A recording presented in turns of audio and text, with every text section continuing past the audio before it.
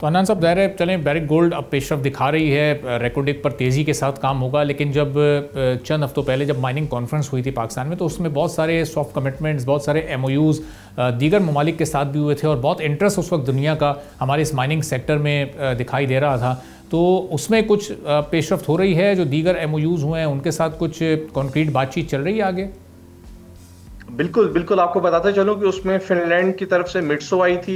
इस तरह स्कॉटलैंड की एक कंपनी है वेयर, वॉल्वो जो एक इंस्ट्रूमेंट्स वो हैं। और आपको बताता चलूं कि बेसिकली दुनिया में टॉप जो 20 OEM मैन्युफैक्चरर्स हैं, जिसको हम कहते हैं ओरिजिनल इक्विपमेंट मैन्युफैक्चरर्स, इनका जो टोटल रेवेन्यू है वो $490 बिलियन है। इसी तरह जो 7-8 MOUs हुए थे उन पे पैरेलल काम चल रहा है। टर्किश गवर्नमेंट ने रिसेंटली MOU को आगे एनहांस किया है। अभी आपको बताता चलूं कि 3-4 दिन पहले OGDCL में मिनिस्ट्री ऑफ एनर्जी के अंडर US चार्टर्ड के साथ पाकिस्तान की मिनरल एक्सप्लोरेशन एक्टिविटीज़ पे, प्रॉस्पेरिटी पे डिस्कशन चल रही है। इसी तरह जितने भी MOUs सारे पैरेलल साइड बाय साइड चल रहे हैं।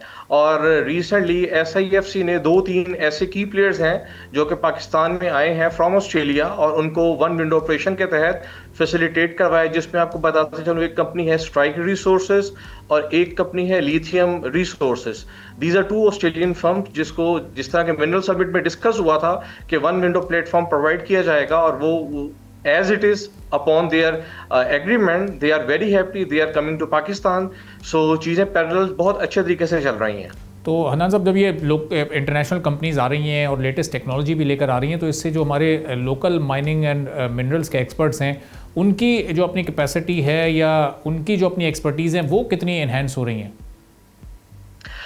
ये तो देखें, जब भी ऐसे मिनरल समिट्स होते हैं और टेक्नोलॉजी ट्रांसफर होता है, इसका सबसे ज़्यादा इम्पैक्ट ही कंट्री के अंदर लोकल की प्लेयर्स पे होता है।